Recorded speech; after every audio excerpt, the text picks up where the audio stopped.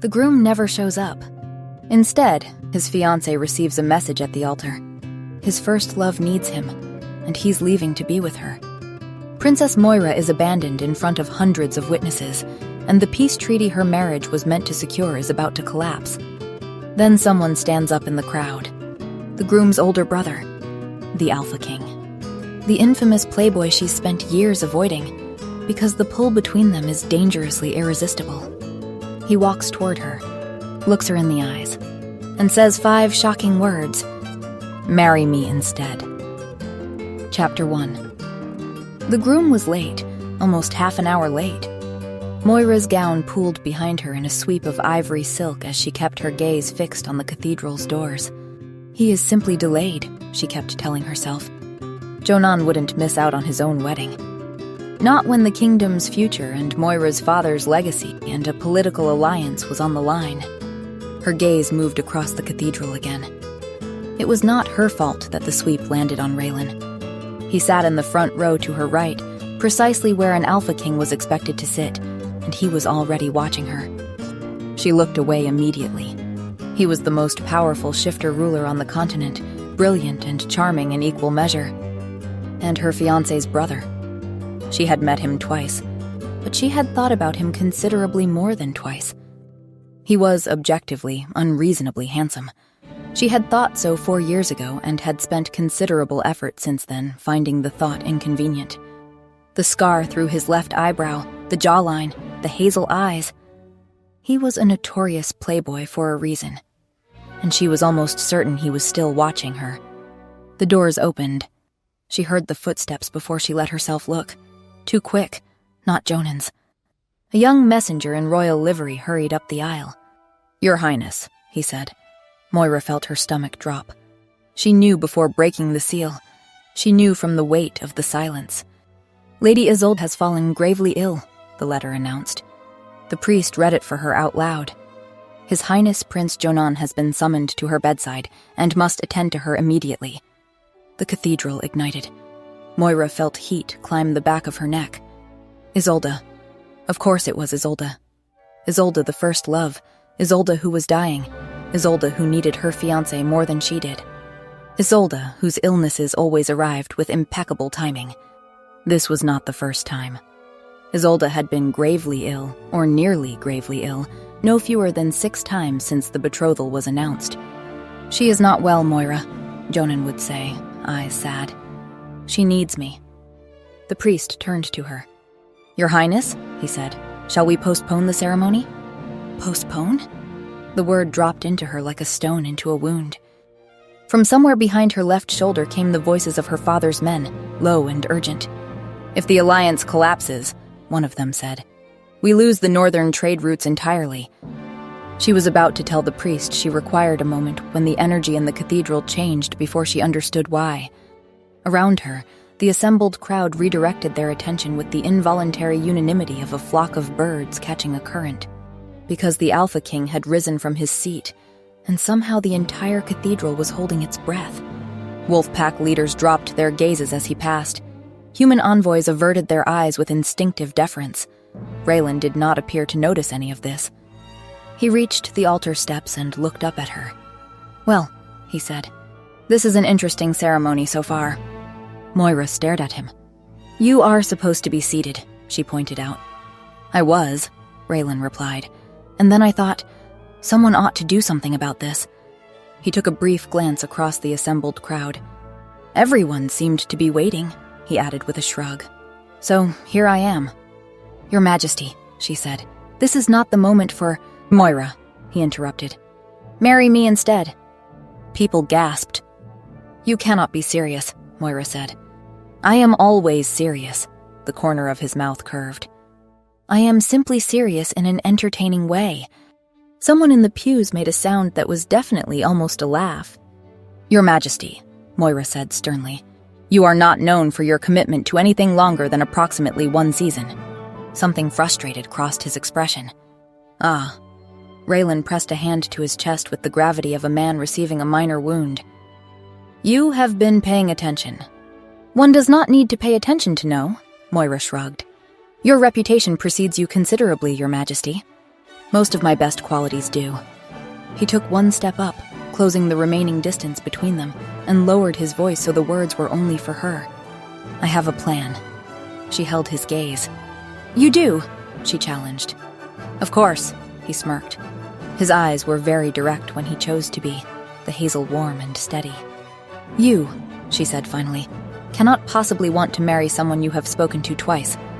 3 times, Raylan said. You forgot the dance. She had not forgotten the dance. I have not, she snapped, still reeling. You told me, with extraordinary audacity, that you believed I was your fated mate, as a pickup line, while you were drunk. Her brow arched. So you will forgive me if I am not rushing to the altar. He had the absolute nerve to look amused. You are already at the altar, he reminded her.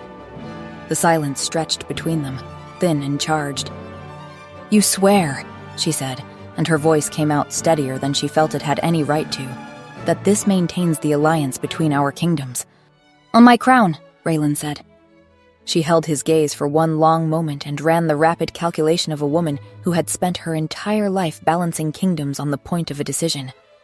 Then she admitted to herself she had no other choice and turned to the priest. Proceed, she said. Raylan's exhale was very quiet. She almost did not catch it. Chapter 2. Moira had not planned for this. She had spent 2 years planning to be a princess consort. Now she was queen. She thought about Jonan, or more precisely, how this was all Jonan's fault. She'd trusted him, been properly blindsided by his earnest eyes and how he spoke of duty and honor while apparently reserving the right to abandon her at the altar for his dying first love. She wanted him to suffer, wanted Jonan to look at her and realize what he'd lost. Across the ballroom, Raylan laughed at something Lord Varen said, and her gaze caught on him without permission for the 7th time in 10 minutes. And then his eyes flicked up and found hers across the ballroom. Moira stood. The movement drew attention, but she ignored it and began the long walk across the ballroom toward her husband. Your Majesty, she greeted. Your Majesty, Raylan returned, and somehow made it sound like an entirely different thing.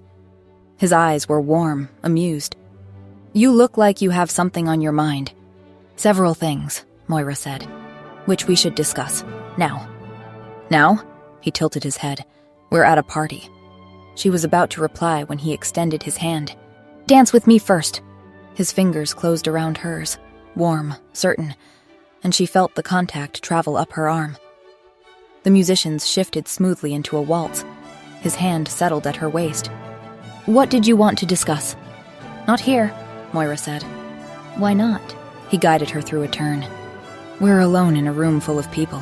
It's very romantic. His scent reached her properly for the first time since the cathedral, the full force of it up close, and her wolf went still, reverent. She had never felt anything like it. Moira, Raylan's voice, low and close. She realized she had stopped moving. Are you all right? Fine, she managed. I think we should discuss the parameters of our arrangement. Something flickered through his expression. You want to negotiate our wedding contract? At our wedding? Well, ideally we would have discussed it before, Your Majesty. Moira, he said. You're my wife. I think we can dispense with the formality. Wife.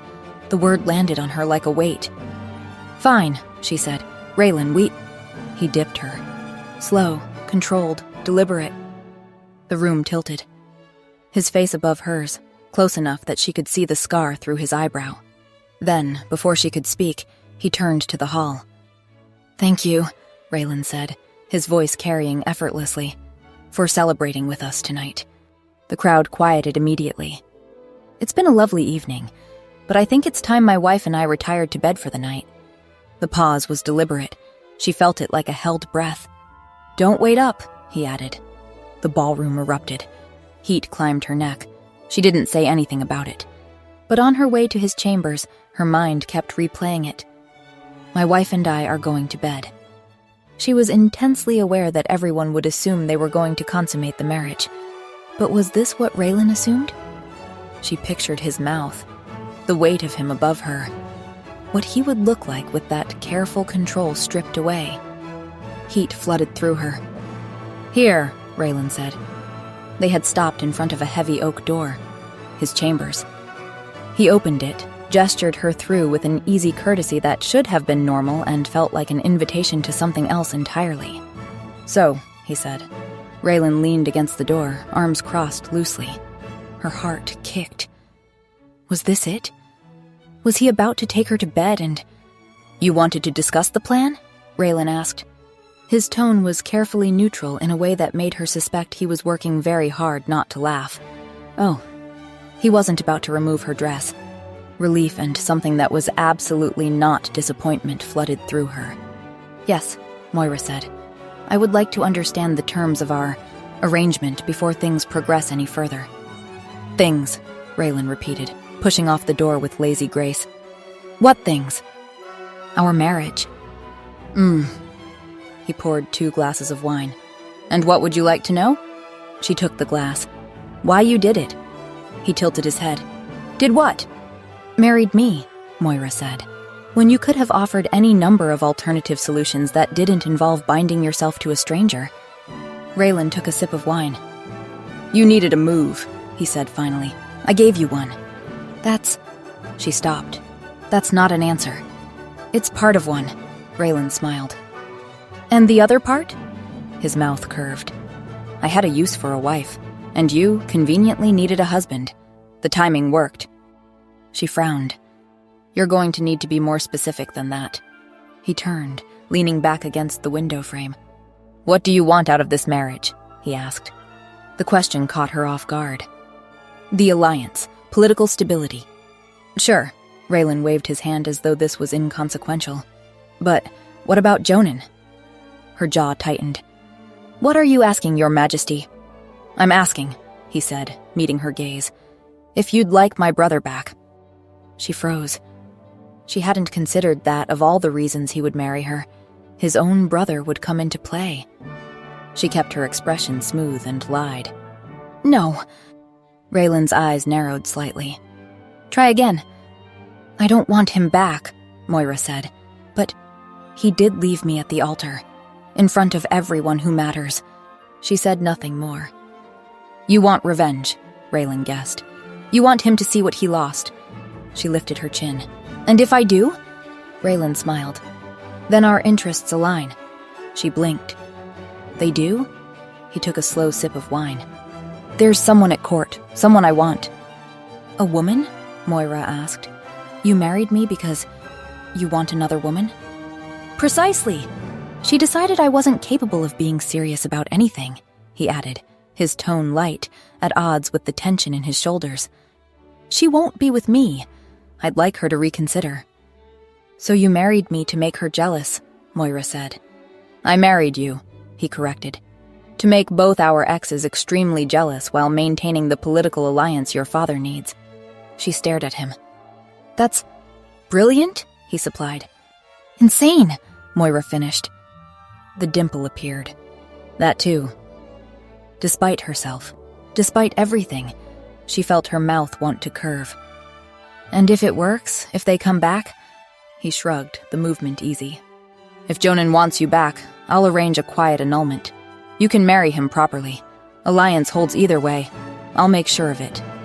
And if your lady wants you back?" "Then you stay queen," Raylan said simply. "I'll be discreet. You won't be bothered by it." Moira processed that. "You'd take her as your mistress?" "I cannot marry her," Raylan said. "She is not of sufficient standing." It should have made sense. Royal marriages had functioned on less honest terms for centuries. Something in her chest tightened anyway. "Who is she?" she asked. Raylan looked at her for a long moment. "Lady Jessa." Moira knew the name. Beautiful, sophisticated. Had left court 6 months ago, reportedly to travel. "You were involved with her," she said. "Yes." "And she left because she thought you weren't serious?" Moira pressed. "She fled from you? While you sincerely love her?" Raylan turned back to the window. "Do you know what it's like," he said quietly, "to be defined entirely by a mask you built to survive? Everyone decides what you are before you open your mouth. It doesn't matter what you actually do or say or want. The mask is all they're interested in. His hand tightened on his wine glass. And then someone comes along who you think might see past it. And they decide, his voice roughened, they decide the mask is all there is, that you're not capable of anything real. Moira's chest ached. So yes, Raylan said, I want her to understand she was wrong about me, that I am capable of commitment and devotion and all the things she decided I wasn't. I want it to matter. The silence stretched between them. Fine, Moira said. I have conditions. Raylan snorted. Of course you do. The performance is for the public, Moira said. What we do behind closed doors is entirely separate. No consummation. The sound Raylan made was half laugh, half snort, and entirely genuine. Her spine went rigid. Something funny? No, he said quickly. Then why did you laugh? I didn't laugh. I made a noise, Raylan said, clearly working very hard not to make another one. Heat climbed her neck. I'm establishing boundaries. You're establishing very clear boundaries, he agreed.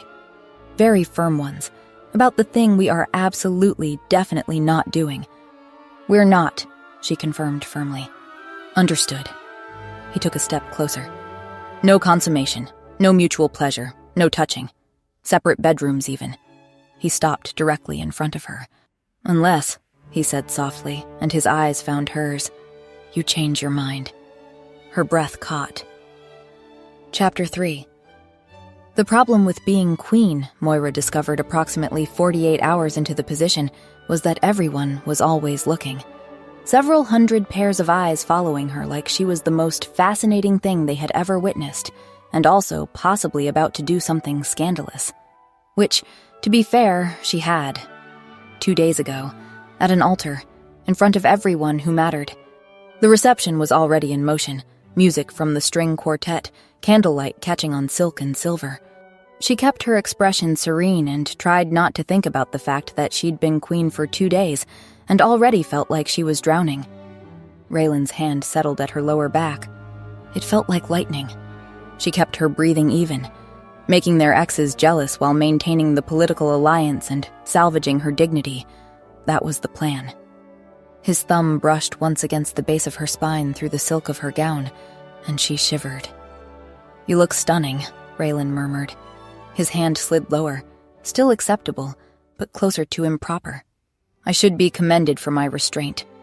Your restraint, Moira said, is the least commendable thing about you. He laughed. Quiet, genuine, vibrating through her in a way that was deeply inconvenient. Then he straightened, his hand leaving her back, and she felt the loss with an intensity that was entirely irrational. It didn't mean anything. Raylan moved to work the room, and she watched him do it with the skill of someone born to it. But sometimes, when he looked back at her, the practiced smile softened into something that looked almost genuine. She hated that she noticed the difference, hated more that it mattered. Your Majesty. She turned. Jonan stood 3 feet away, hands clasped behind his back in the formal posture he defaulted to when uncomfortable. The hot, complicated thing in her chest twisted immediately. There was hurt. Raw and humiliating. The wound of someone who had promised partnership and abandoned her at the moment it mattered most. And now he was looking at her with that wounded expression, like she had done something wrong. While Isolde was on his arm, Moira's jaw tightened. She looked radiant. Not recovered from a deadly illness radiant, just radiant in the way beautiful women looked when they had gotten exactly what they wanted. Sick and dying, Moira thought. I don't think so. Lady Isolde, Moira said, I'm pleased your recovery was so swift. Isolde's smile tightened at the edges. Your Majesty is too kind. The healers worked miracles. Clearly, Moira said. Warmth pressed against her back, and she knew without looking that Raylan had returned. Brother, he said. Too pleasant. Lady Isolde, how delightful to see you both looking so, well. Jonan's jaw flexed. Brother, Jonan said stiffly. I merely wish to speak with Moira about... That's Her Royal Majesty to you, Raylan corrected softly.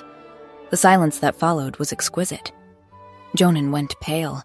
Something moved through his expression. Hurt, anger, humiliation, quickly smoothed into careful blankness. Her Royal Majesty, Jonan repeated. The words sounded like they cost him something. If you'll excuse us, Raylan said, already turning, guiding Moira away. She let herself lean into him slightly. Just enough. Just for show. His hand tightened on her waist. I need air, she murmured sometime later. Raylan looked at her, sharp, assessing. You're hoping my brother will follow you, he said. She stiffened, heat flooding her cheeks. She didn't like how guilty the observation made her feel. That was rather the point, wasn't it? Jess is over there, she snapped, walking away. The night air was cool against her skin. She pressed her palms to the stone railing and tried to remember how to breathe normally. Behind her, the balcony door opened. She didn't turn. Didn't need to. She knew the cadence of those footsteps. My brother! Jonan's voice was tight with disbelief. Really, Moira? You don't even know him. She turned slowly. I know that he was there, Moira said. At the altar, on my wedding day. Which is more than I can say for you. Jonan clenched his jaw. There we go again, he said, in a tone that was attempting patience. You refuse to consider what Isolde was going through. Isolde? Moira interrupted, gesturing through the glass doors where the lady was spinning in the arms of some minor noble. Seems to be having quite a lot of fun for someone who was at death's door 2 days ago. The illness has receded for now, Jonan said. That doesn't mean it won't return. The moment you start paying attention to another woman, Moira finished. Yes, I'm sure. His eyes flashed. I never knew you to be so heartless. Can't you try to understand? If I'm heartless, she said, moving toward the door, then I guess it's a good thing we didn't get married, isn't it? His hand closed around her arm. Moira, he pleaded, I know for a fact you haven't consummated your marriage with my brother. She went very still. You don't smell like him, Jonan continued. Not the way you would if you had. There's still time. We can fix this. Fix this? She repeated. An annulment, he said quickly. Before it's too late. You don't know Raylan. Not really. He's volatile. Fickle. You think he'll love you, but he'll grow bored. I'm perfectly aware, Moira said carefully, that he doesn't love me. Jonan blinked. Then perhaps you think you'll be immune to his charms, that he won't hurt you. His hand tightened on her arm. But he will, Moira. Don't let him use you like he's used everyone else. Not because of me. Something in her chest went tight. Not because the words hurt, though they did, but because they rang true. Right, she said quietly. Because he couldn't possibly consider me a good queen in my own right. Jonan's expression shifted. Moira, that's not what he attempted. You're right, she said, pulling free. I don't know him. But I know you, Jonan. And I know that you left me at an altar in front of everyone who mattered, and now you're standing here acting like I'm the one who betrayed you. She turned and made it 3 steps into the ballroom before warmth pressed against her back. And was he sufficiently miffed, my love? She went still. She couldn't see Raylan. Could only feel his hands, his body close, his breath warm. That, she managed, remains to be seen. Something in his hold changed. Well, his voice came out too flat. Don't divorce me too soon. I still need to show Jessa I can be serious. She turned to face him. He was holding a glass of amber liquor, his cheeks flushed, eyes bright but slightly unfocused. Try harder, she snapped. He stared at her, ran a hand through his hair. All right, he said. I'll be very serious. He held out his hand. Dance with me. He drew her onto the floor with easy confidence. Won't even think of joking, he said, mouth curved. You have my word. She rolled her eyes. I'd love to see it. The music shifted, something slow, and he pulled her closer. You know, she said finally, needing to break the silence before it broke her. If Lady Jessa doesn't like you the way you are, perhaps she isn't the right lady for you. His expression shifted. She is right, he said, and the weight in his voice was enormous, certainty and longing and something that sounded like grief. There could be no one else. There is only her. His tone made her breath catch. This wasn't performance, she could tell. He loved Jessa, completely. I just need her to see me, Raylan murmured. Moira's chest ached. She glanced toward Jessa, who was watching them with that knowing smile, amused. Annoyance flared. Who did she think she was, dismissing the Alpha King like he was nothing? "We'll make her see you," Moira said, squeezing his hand. "I promise." His scent changed, became quietly pleased, touched. "Thank you," Raylan said softly. They stood there for one breath, two.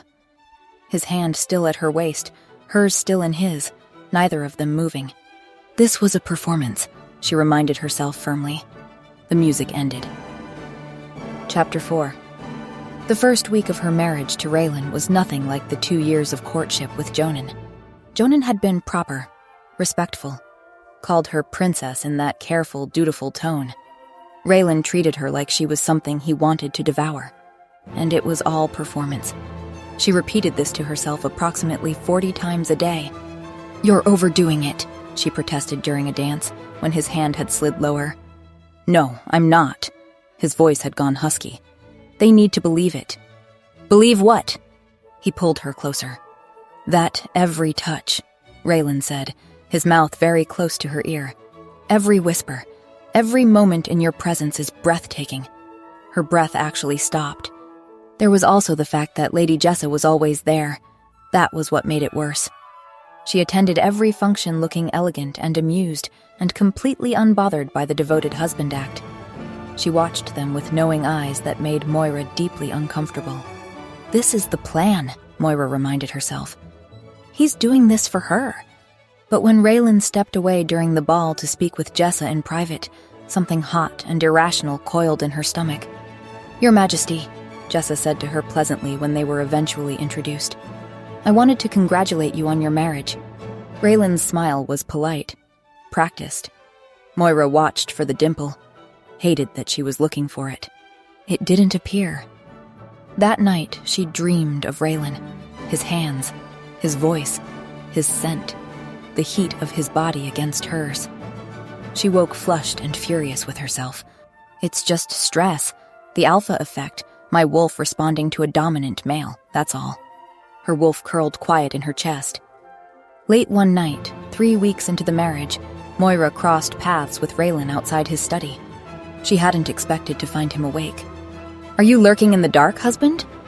"I'm merely existing in the same realm as you, wife." "Directly in my path?" "In your palace." She lifted her chin. "It's your palace. And you're my queen." His voice dropped slightly. "That makes it ours." Her pulse kicked hard. "You're enjoying this." "What if I am?" She should leave. She stepped closer instead. "You're very good at it," she said. The devoted husband act. "The court is certainly convinced," Raylan said. "They think I'm besotted with you."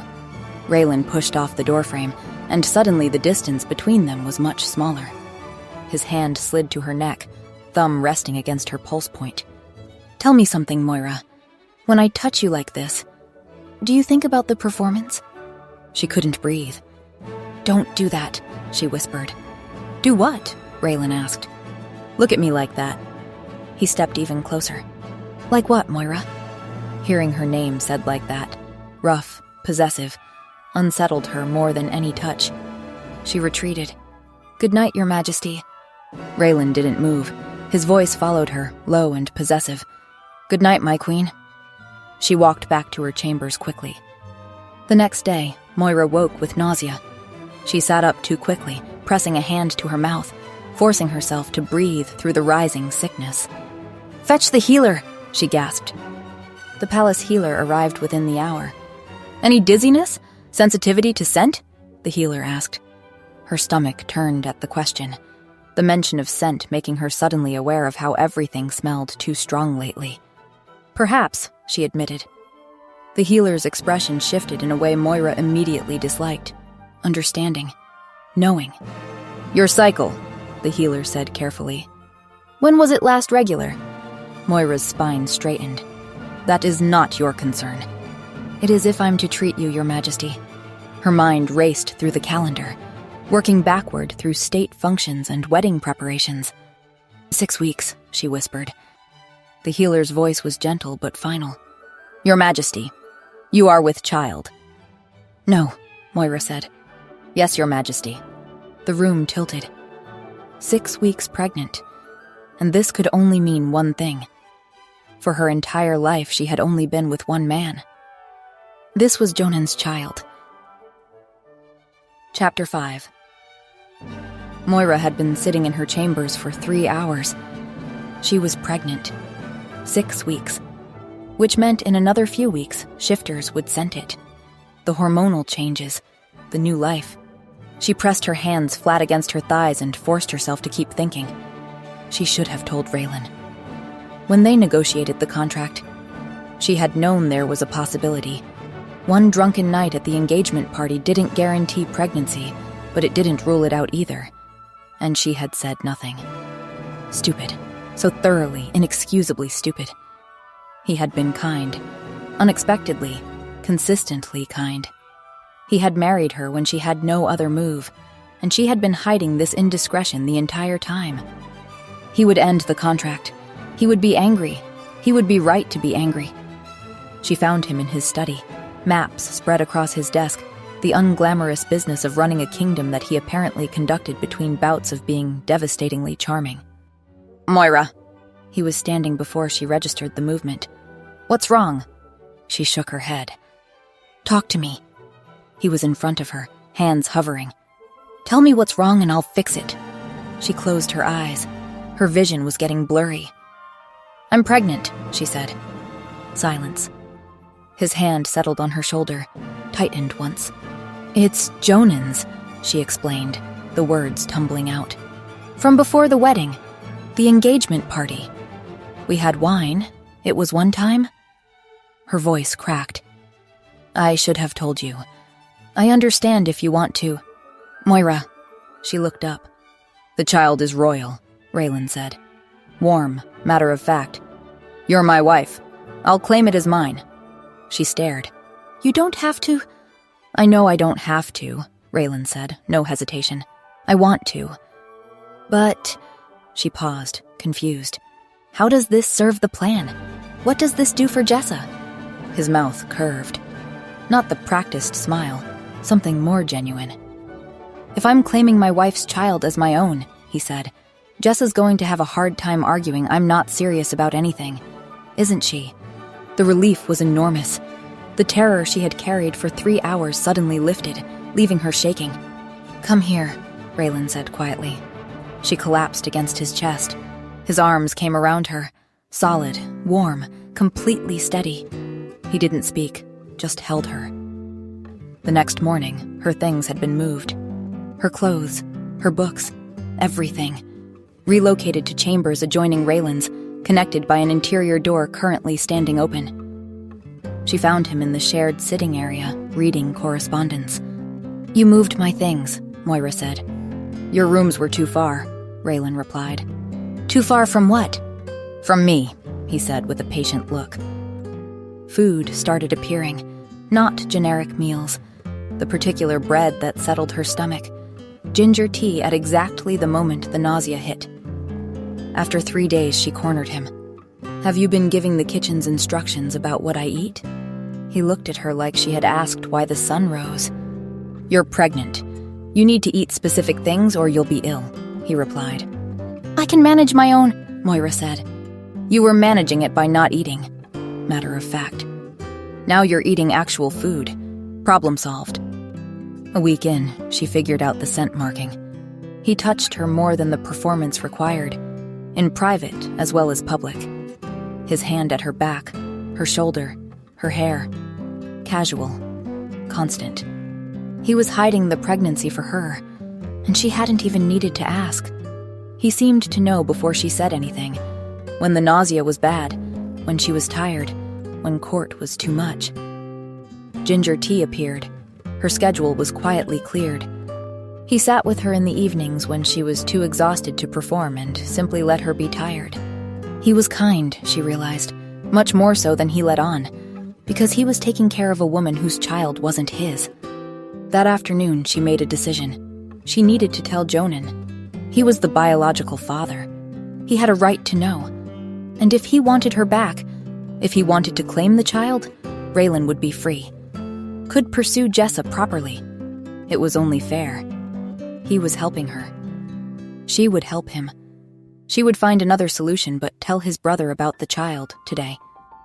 "You're tense." She looked up. Raylan was watching her from the doorway. "I'm fine," she said. "You're not." He settled onto the sofa. "Come here." "I don't need," she attempted. His hands settled on her shoulders. Warm. Certain. Immediately finding the knots of tension. "You're holding all your stress here," he said quietly. His thumbs pressed into the base of her neck. Slow. Deliberate. Devastatingly effective. She melted. Completely. I should tell Jonan, she thought. Today, I have good reasons. His thumbs found the knot at the base of her skull, and her thoughts scattered like leaves. She'd tell Jonan tomorrow. That night, she couldn't sleep. She lay in bed and listened through the walls.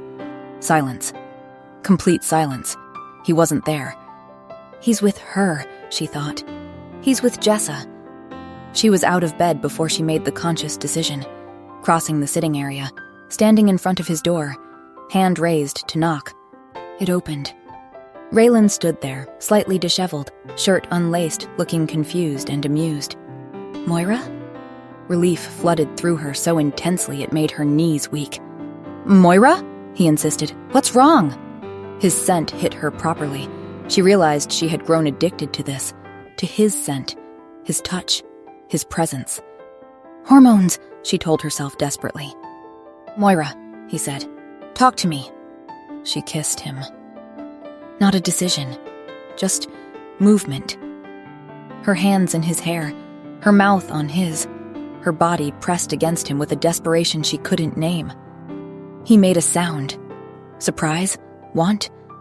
And then his hands were on her waist, pulling her closer, kissing her back with an intensity that made her forget why this was a bad idea. His fingers tangled in her hair. She couldn't get close enough, couldn't breathe. "Moira!" Rough, strained. "Are you sure?" "Don't talk," she said. He kissed her again, and talking became impossible. He took her to his bed and worshipped her. There was no other word for it. His hands mapped every inch of her skin with reverent attention. His mouth followed, slow, deliberate, like he had been waiting for this and refused to rush. "Beautiful," he murmured against her collarbone. "So," his hand slid down her side, and she arched into the touch with a sound she didn't recognize as her own. When he finally moved over her, she felt something in her chest crack open. The first slow slide of him inside her was perfect, devastating, like coming home and falling apart at the same time. He moved carefully, watching her face. One hand cradled her jaw while the other gripped her hip with possessive certainty. "Moira," he breathed. Rough, reverent, weighted with things she couldn't identify. She wrapped her legs around him, and his control fractured. The careful worship became something desperate. His mouth on her neck, his teeth grazing her pulse point. The rhythm that made her forget herself entirely. She came apart in his arms, and he followed moments later, burying his face in her neck. "Perfect," Raylan murmured, pressing a kiss to her hair. "You're perfect." She wasn't. She was a mess. She had just complicated everything impossibly. But his warmth surrounded her. His heartbeat was steady beneath her ear. She closed her eyes and let herself believe this was fine. Just for tonight. Chapter 6. Moira woke to warmth. For one perfect moment she didn't think, just felt. Raylan's body behind her, his arm heavy and possessive around her waist, his breath stirring her hair. Safe, held, content in a way that went bone deep. Then her mind caught up. She was in his bed. They had slept together. She was pregnant with Jonan's child, married to Raylan under a fake arrangement, and she had just complicated everything impossibly. The walls slammed back into place with devastating efficiency. She sat up too quickly, pulling the sheet to her chest as if fabric could rebuild the armor she had let him strip away. Behind her, Raylan stirred. "It's way too early to be getting up," he murmured, his hand finding her hip. Warm, amused, rough with sleep. "Usually women leave after breakfast. The breakfast is excellent. Usually women," Because of course there had been others, many others. She was just another in a long line of conquests. "Well," she said, her voice dry and controlled. That was... She could hear the smile in his voice. She touched her temples, the strategic tick. "It was a mistake," Moira said. The warmth behind her went very still. She pushed off the bed, retrieving her nightgown with shaking hands.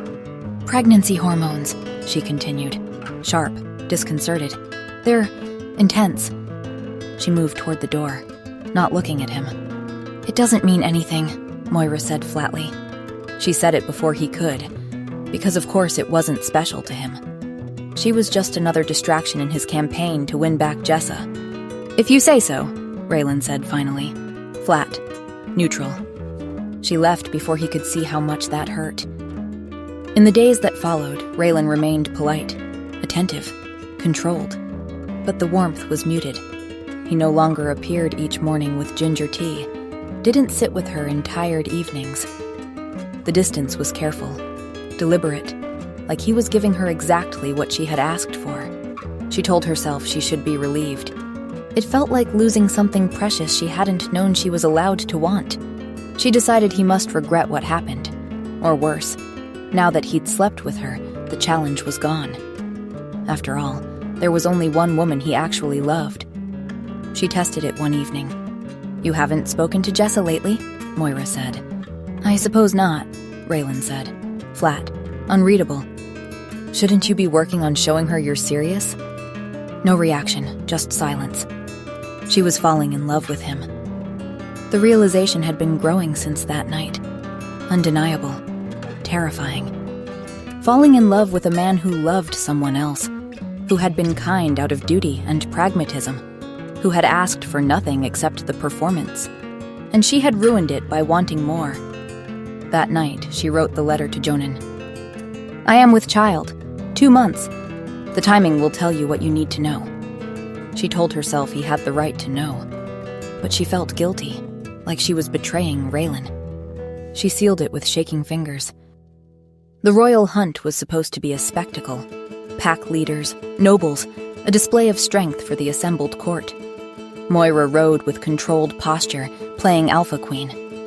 Raylan stayed close enough to protect her, but not close enough to touch without reason. She felt every inch of the absence. Jonan found his moment when she stepped away from the main group. "Moira, urgent. I must speak with you." She followed him into the trees. "I received your letter," Jonan said without preamble. "I regret sending it." "Why?" His eyes were intense. "The child is mine, isn't it? And yet I'm married to another man." "You don't have to be." He stepped closer. "I still love you, Moira." The words should have stirred something.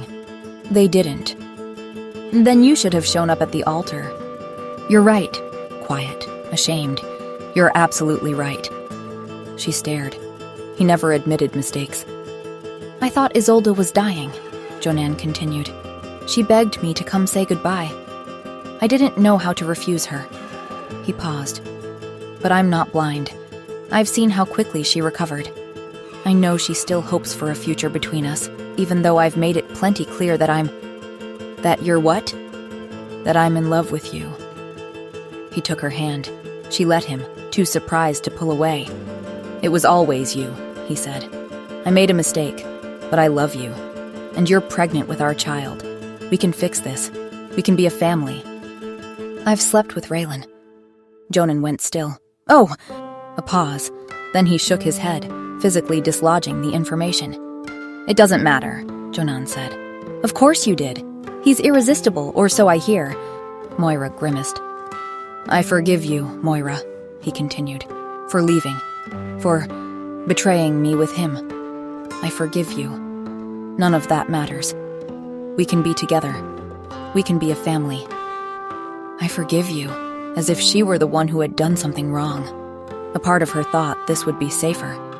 Jonan was offering legitimacy for the child, a clean resolution, an escape from the impossible situation with Raylan.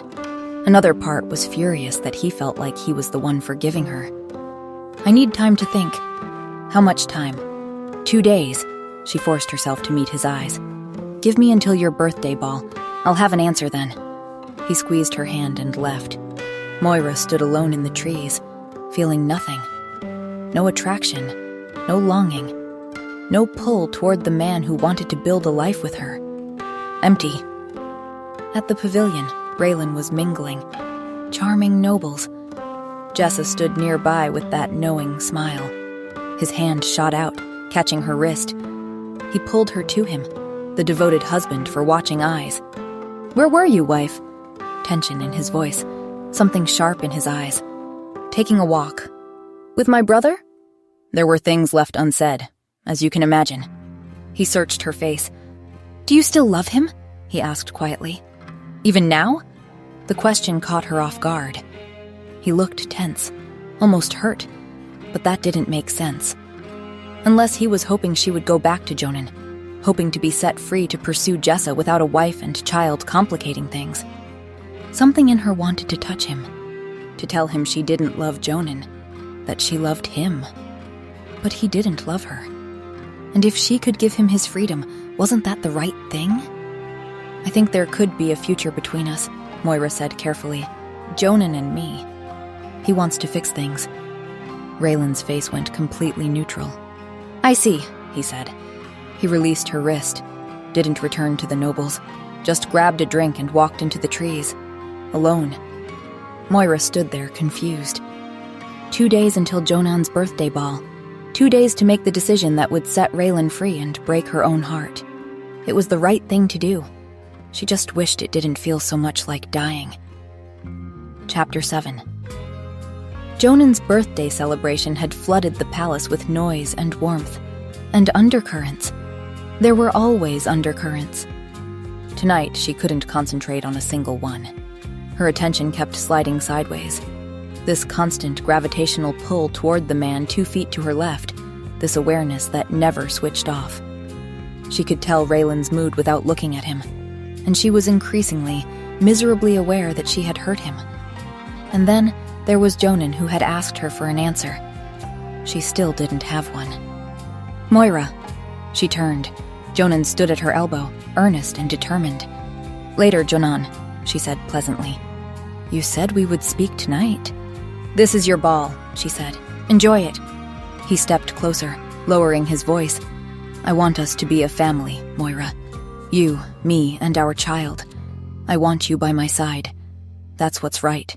For the baby, for the kingdoms, for all of—" Her pulse spiked, not from his words, but from the crawling awareness of eyes nearby. She looked left. Jessa stood 4 feet away, half turned as though watching the dancers, gaze sharp. She heard that. "Excuse me," Moira said, and moved before Jonan could respond. Jessa was already drifting toward the corridor. Moira followed and caught her in the adjoining hallway. "You're fast," Jessa observed.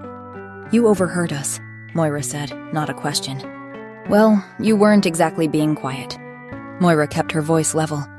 "I need your word that you won't repeat what you heard." Jessa studied her for a moment, not with malice but with a complicated expression. Then she nodded. "I won't." The relief lasted 2 seconds before Jessa's tone shifted. That being said, her voice was careful, not cruel, but with an edge.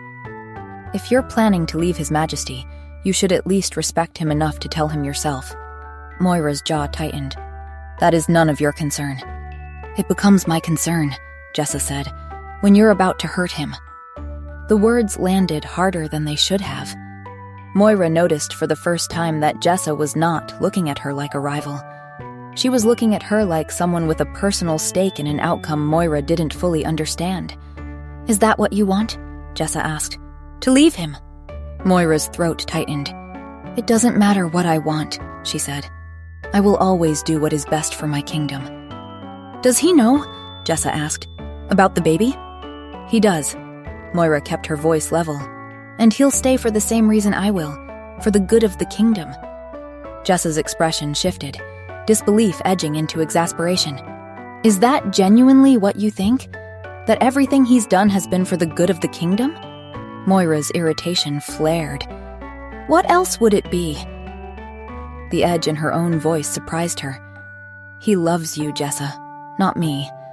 I am a political asset, a convenient wife, I was never anything more than a solution to a problem, and I have never been under any illusion otherwise.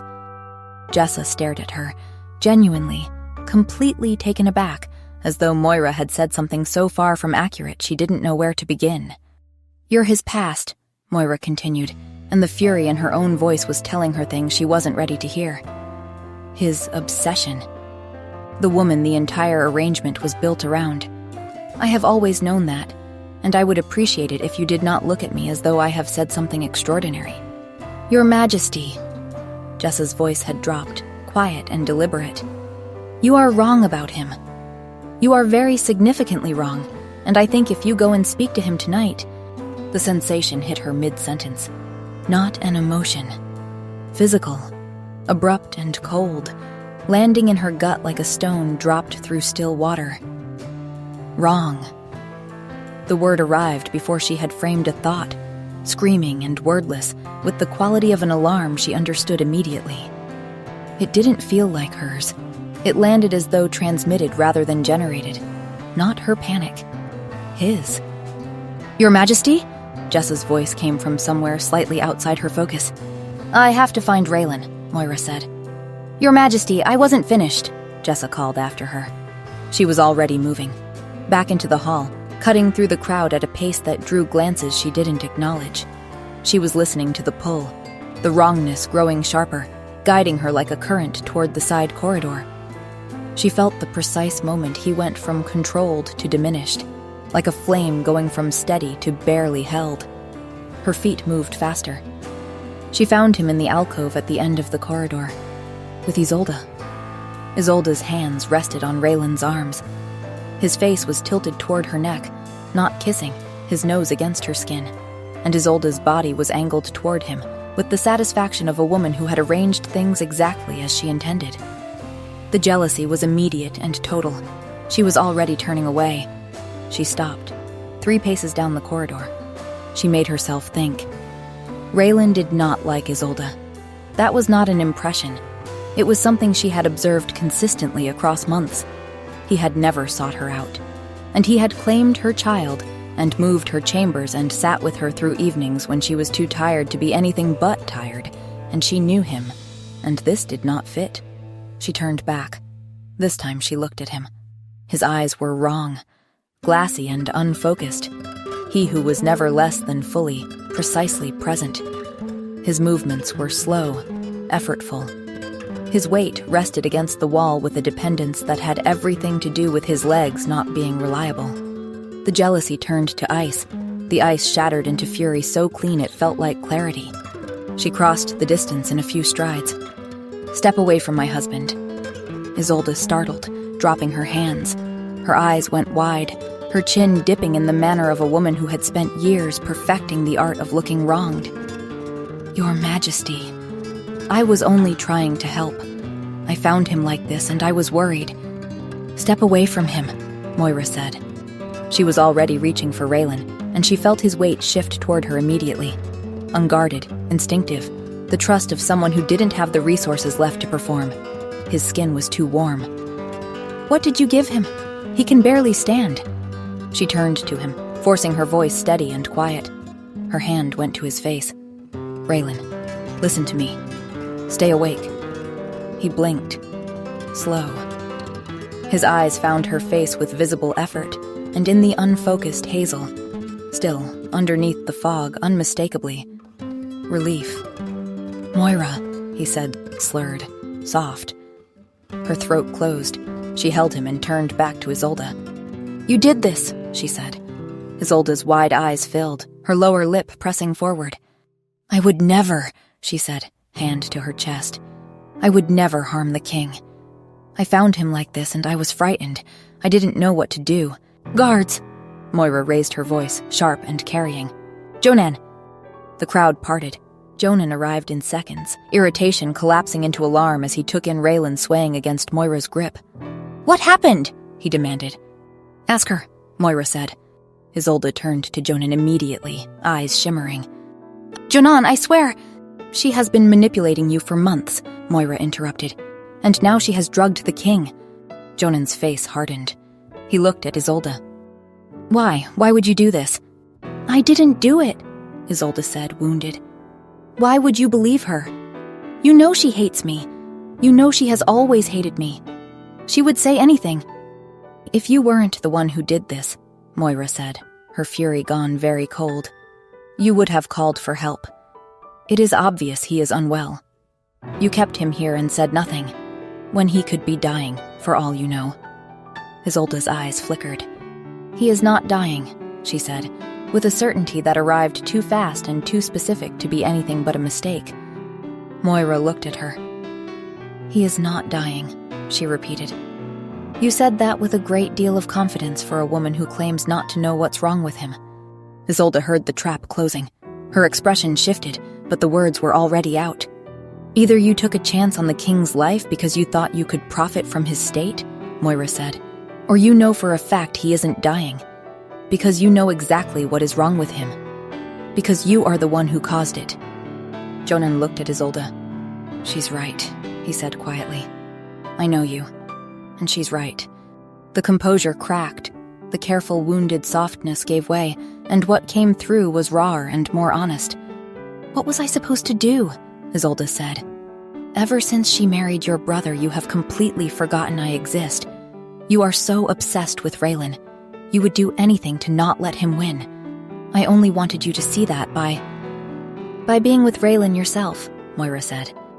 Moira looked at her husband, fighting to keep his eyes open, and the fury that moved through her was feral. "You drugged him," she said. "You drugged the king to manipulate Jonan into coming back to you." Isolde turned to Jonan. The tears returned, immediate. "Jonan," she said, her voice fracturing on his name. "Jonan, please!" "How dare you!" Jonan interrupted. "How dare you harm my brother!" Isolde's hands stilled. "Guards," Jonan said. "Arrest her." The guards moved in. The tears evaporated as completely as if they had never existed. "You can't. Jonan, you cannot do this to me. After everything." He did not flinch. He said nothing, and the guards took her from the hall, still shouting his name. The silence lasted half a second. Raylan swayed, worse this time, and Moira's grip tightened with pure reflex, her other arm going around him, but his full weight came into her chest before she could brace. "Get a healer," Jonan barked at the nearest guard. "Now!" Her arms wrapped around him. "Raylan, you have to stay awake, please." The truth arrived with the quietness of something that had always been true. She loved him. Jonan barked orders. Guards moved. The ball dissolved into chaos. She stood in the center of it with her arms around her husband and did not let go. Chapter 8. The healers had told her 3 times that he was fine. Moira sat beside Raylan's bed anyway. He looked younger in sleep. The performance dropped completely when there was no one left to perform for. She had been watching him breathe for 2 hours. The candles had burned low. The room was warm and dim and smelled of him. She stood. She made it 4 steps before the discomfort started. Not pain, a wrongness that built under her skin, a pull in her chest that grew with each step from the bed. Her wolf whined, low and insistent. She walked back and sat down. She was still sitting like that when the door opened. Jonan entered quietly, his expression somber. He crossed to the bed, looked at his brother's face for a long moment, and then looked at Moira. "How is he?" "The same," she said. "Asleep." Isolde gave him a heavy dose. Jonan pulled a chair from the corner. "I'm sorry," he said. "It isn't me you should be apologizing to." Jonan's eyes stayed on his brother's face. Growing up, he always seemed so untouchable to me, like nothing affected him. "You were jealous of him?" Moira asked. "Not exactly. Not at first. I think it's more that we're so different. He was always too much somehow, and I was just boring, I guess." "Perhaps you're not as different as you think," Moira observed. Jonan was quiet. "He never made it easy to get close to him." "Neither did you," Moira said. "You never once defended me against Isolde." He stiffened. "She never drugged you." "No," Moira said. "But she stole you from me on our wedding day, and you let her." He didn't deflect, just sat with it, jaw working once.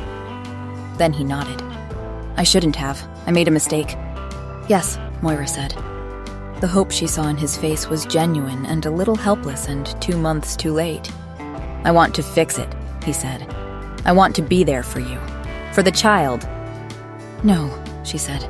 "I will not abandon my vows with Raylan for you." "Moira, listen to me." She kept her voice even. "You don't love me, and I won't disregard the vows I made to Raylan to settle your guilt for you." He flinched. "That's not—" "You want to do the right thing," she said. "That's honorable. But it isn't love. It's duty." His knuckles whitened between his knees. "The child is mine. It is my duty to look after him." "Yes," she said, "but we don't need to be together for you to be part of his life. I want to be together." He met her eyes. "I mean it, Moira. That day I was manipulated." "But if you truly loved me," she said gently, "you would not have left me at the altar." He looked away. "She told you she was dying," Moira continued, "and you ran to her without question." His gaze came back to her. The shame in it was quiet and undefended. "You deserve to find someone you genuinely love," she said. "Someone you choose for no other reason than that you want to." She paused. "And I deserve more than being someone's duty." Then Jonan exhaled, slowly, with the quality of something heavy being set down. "I'm sorry, Moira, for all of it." "I know," she said. He looked at his brother, at Raylan's still face, the slow breathing. "He's lucky," Jonan said quietly. "My brother." Moira went still. She did not contradict it. Chapter 9. Raylan woke slowly. Moira watched it happen from her chair beside his bed, the way consciousness returned in stages. First, the slight furrow between his brows deepening. His eyes, blinking awake, unfocused against the morning light. "What happened?" Raylan asked, disoriented. "Are you all right?" He looked soft with sleep. Beautiful. She was suddenly, devastatingly aware that she would like to wake next to him every morning. The thought hurt. "I'm fine," Moira said. "You were drugged." Raylan blinked. "Drugged?" He tried to sit up. "By who?" She was moving before she could think about it, her hands on his shoulders guiding him back against the pillow. "Isolde," Moira said. "I found you together." She was trying to make it look as though something was happening between you. Raylan's expression went from confused to comprehending in stages. "To make Jonan jealous?" he asked. Moira nodded. The parallel hit her immediately, sharp and uncomfortable. In a way, she had been doing the same thing, using Raylan to make Jonan jealous. But she couldn't do it anymore. "Thank you," Raylan said quietly. The words made her look up. He was watching her with an expression that was genuine, warm. "For what?" she managed. "For saving me," he said simply, "and for staying." Raylan paused. Something flickered across his face, subtle, controlled, but she read him now without meaning to. "Did Jonan come by?" he asked carefully. The way he asked it, controlled, trying not to show that the answer mattered, hit her in the chest. Because she understood what he was hoping for. He was hoping this was resolved, that she was about to announce she was finally going back to Jonan, and he could be free to pursue the woman he loved. "He did," Moira said. "He came to check on you. He was worried." Raylan's mouth twisted slightly. "To check on me?" He snorted. "And what else?" She looked at him, at this man who had claimed her child without hesitation. She decided that now was the time, that she owed him this. Jessa clearly cared for him. The woman had shown it last night. The protectiveness, the concern. She was just unaware that he loved her back. But if Raylan was released, he could be with her finally. "It's sorted," Moira said. "I'm so thankful for your help, for everything you've done. But the contract can end now." Raylan froze. "Over," he repeated. His voice was flat, controlled. "Yes," she said. "Jonan and we talked. We've worked things out. He wants to be part of the child's life." The silence that followed was enormous. His jaw tightened. When he spoke again, his voice was clipped. "So this is it then," he said. "The contract is unnecessary now. I'm no longer of use to you." "What? No!" Moira said quickly, shocked by his anger. It isn't like that. Then what is it like? His voice went harder. You're going back to him, aren't you? Her chin lifted, pride flaring because pain was intolerable and pride was faster. No, I turned Jonan down. His anger deflated. Why? His voice had gone quiet again, confused. Why would you turn down the father of your child? She needed to move, needed the armor of distance. I'm releasing you from the contract, Moira said. You've been more than kind, and I will not be the reason you cannot follow your heart. She walked toward the door. I won't trap you the way Isolde tried to trap Jonan, Moira said. Her hand touched the doorframe. Stop! Raylan's voice cut through the room, rawer than she had ever heard it. Stop, he said again. She paused, didn't turn. Her hand was still on the doorframe. She heard him move, the rustle of covers, his feet hitting the floor. His hand closed around her wrist. Don't walk away from me, Raylan said quietly. She turned slowly. His face was stripped, just him, and the hazel eyes that she had been learning to read for months. I love you, Raylan said.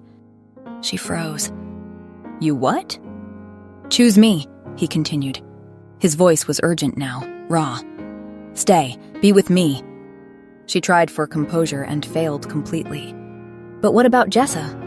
Jessa and I have never been together, Raylan said. There was never a plan to get her back. We're friends, that's all. I made up the entire story to give you a reason to stay married to me that didn't involve telling you the truth. She froze, confused. What truth? He looked at her for a long moment. Then he spoke. I felt the mate bond the moment we met, he said quietly. 4 years ago, at that diplomatic function where we first met.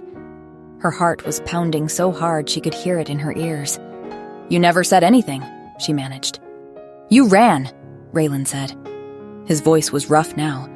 You avoided me, and then you accepted Jonan's betrothal. What was I supposed to do? His hand tightened on her wrist. It shattered me, he said. The words came out quiet, devastated, watching you plan a wedding to him. So when Jonan didn't show up at the altar, Raylan continued, I saw my chance. I gave you a reason to marry me that had nothing to do with the bond, made up the Jessa story so you'd spend time with me. Give me a chance. His eyes found hers. I love you, he said again. I have loved you for 4 years, and that child... His free hand moved to her stomach. That child is mine because you're mine. Her chest felt too tight. Say something, Raylan said quietly. Please, say anything. Her composure broke. Not dramatically, just her breath, shaking once, then again. I felt it too, she said. Her voice was unsteady. That pull, the wrongness when you weren't near. I thought it was your charisma. I thought everyone felt it. He let out a quiet breath that was almost a laugh. I turned down your brother because I love you, Moira said. Her voice turned fierce. Not because of a bond I didn't know existed, because of who you are.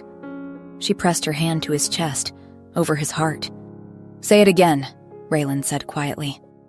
His voice was rough with emotion. She lifted her chin, tears threatening. I love you, Raylan. He pulled her in. His eyes were bright, too bright.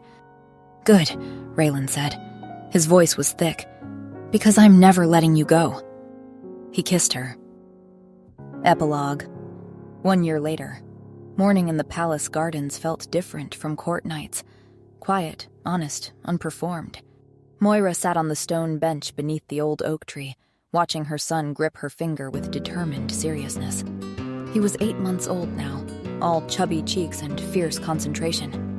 He's got a good grip, Raylan said, crouching beside them. Future warrior, this one. The baby squealed and Moira's chest tightened with a warm kind of happy ache. She had never imagined this ease, this contentment. Moira! She looked up. Jonan stood at the garden path, no longer carrying the wounded pride he had worn for months after she turned him down. Just present. Part of their lives in a way that was careful but genuine. Jonan, she said. Her voice was kind. He approached and knelt to the child's level with easy grace. Hello, nephew. The word was clean, uncomplicated. Jonan accepting his place in the boy's life, not as father, but as uncle, and being grateful just to be part of it. The baby reached for him immediately, and Jonan caught the small hand with surprising gentleness. "He's getting big," Jonan said. "He's eating constantly," Moira said. "Takes after his father in that regard." Raylan snorted. "Our son has excellent taste." Jonan looked up at his brother. Something passed between them. Acknowledgement, respect, the particular understanding of men who had fought over the same woman and come out the other side as family. "Your Majesty," Jonan said. "Brother," Raylan returned. The tension that once defined them was gone, replaced by something cautious but workable. Not friendship exactly, but getting there.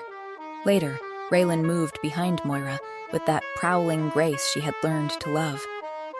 His hands settled at her waist with familiar gentleness. "You're quiet today," he murmured. She placed her hand over his. "I'm tired." His grip tightened immediately. "Do I need to call the healer?" "You've been more tired lately," he continued. "Raylan," she laughed. "I'm not sick." He searched her face. "But I am pregnant," she said softly. Again. For a moment, Raylan looked stunned. Then his expression broke into pure, unguarded joy. "Moira," he breathed, pulling her close. Their son squealed between them, apparently objecting to being squished. Raylan pulled back with a laugh and lifted the baby into his arms. "You're going to be a big brother." The baby grabbed his father's nose and shrieked. Moira watched them, her family, and felt the quiet triumph of a life she never thought she'd be allowed to have. This wasn't duty or arranged for politics. This was choice. And most importantly, love. Hi everyone. I hope you enjoyed this story. I still can't quite believe it, but we reached 100,000 subscribers last week.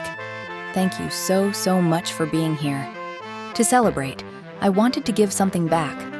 I'm making one of my exclusive Patreon stories available for free, and you get to choose which one.